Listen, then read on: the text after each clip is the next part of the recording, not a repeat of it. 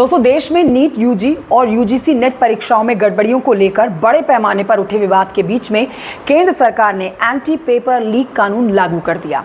अब देखिए, केंद्र ने इसकी अधिसूचना जारी कर दी है। केंद्र सरकार की ओर से ये कानून भर्ती परीक्षाओं में नकल और पेपर लीक को रोकने के लिए लाया गया है। इस कानून के अनुसार पेपर लीक करने या फिर ओएमआर शीट से छेड़छाड़ करने पर कम से कम 3 और अधिकतम 10 साल की जेल का प्रावधान है। साथ ही 10 लाख रुपए से लेकर 1 करोड़ रुपए तक के जुर्माने का प्रावधान है इस कानून में। इसके अलावा आरोपियों से परीक्षा की लागत भी वसूली जाएगी। अब आपको ये जानकारी दे देते हैं कि इस कानून से पहले केंद्र सरकार के पास परीक्षाओं में गड़बड़ियों से जुड़े अपराधों को रोकने के लिए कोई अलग से कानून नहीं था। अब देखिए, कानून के अनुसार अपराध की श्रेणी में कौन कौन आएगा, ये एक बड़ा सवाल है।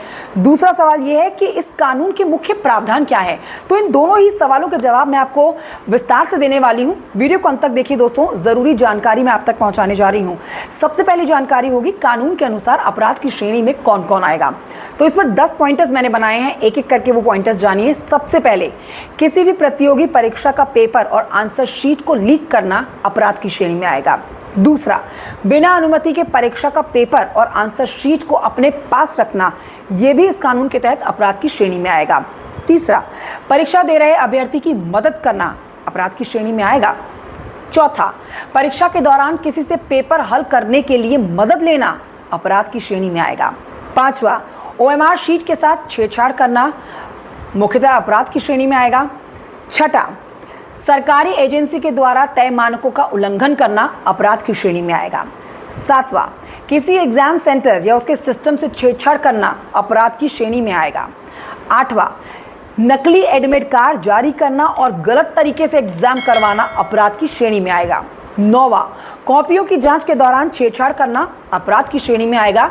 और 10वां, परीक्षा केंद्रों पर तैनात अथॉरिटी को धमकाना भी इस कानून के तहत अपराध की श्रेणी में आने वाला है।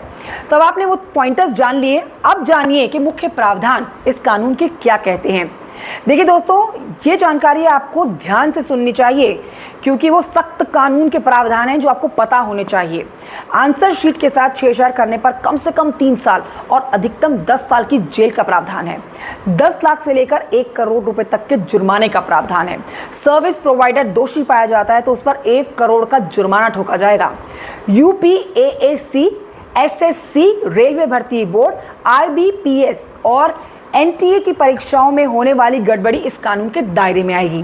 देखिए, परीक्षाओं में पेपर लीक से जुड़े सभी अपराध गैर जमानती होंगे। परीक्षा की लागत पेपर लीक के आरोपियों से ही वसूली जाएगी, ये तय हो गया है।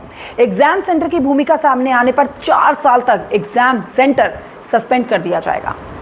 पेपर लीक और अन्य गतिविधियों में लिप्त पाए जाने पर एग्जाम सेंटर और उससे जुड़ी संपत्तियों को कुर्क करने का प्रावधान भी इस कानून के अंदर आता है।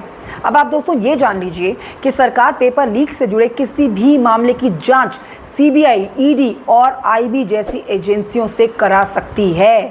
पुलिस उपाधीक्षक या सहायक पुलिस आयुक्त के पद से नीचे कोई भी अधिकारी इस अधिनियम के तहत किसी भी अपराध की जांच कर सकता है। तो ये वो बहुत महत्वपूर्ण पॉइंटर्स मैंने आप तक पहुंचाए हैं दोस्तों, जो इस कानून के तहत प्रावधान के तहत आपको पता होने चाहिए। तो देखिए, 10 साल तक की जेल का प्रावधान, 1 करोड़ रुपए का जुर्माना ठोका जाएगा। पेपर लीक पर आधी रात में सरकार जागी है, नया कानून, सख्त कानून लागू हो गया है। इस कानून से पहले केंद्र सरकार के पास परीक्षाओं में गड़बड़ियों से जुड़े अपराधों को रोकने के लिए कोई अलग से कानून नहीं था। तो इसीलिए ये बहुत ही महत्वपूर्ण कानून हो जाता है दोस्तों, जिसके बारे में मैंने आप तक ये डिटेल पहुंचाई है। कैसी लगी ये डिटेल आपको कमेंट करके मुझे बता सकते हैं। वीडियो अच्छा लगे तो आप लाइक कर सकते हैं, चैनल को आप सब्सक्राइब भी कर सकते हैं। नमस्कार, आपके साथ मैं हूं कंचन डोगरा नेगी। इसी तरह की महत्वपूर्ण जानकारियां मैं आप तक लेकर आऊंगी। फिलहाल मुझे दीजिए इजाजत। जय हिंद।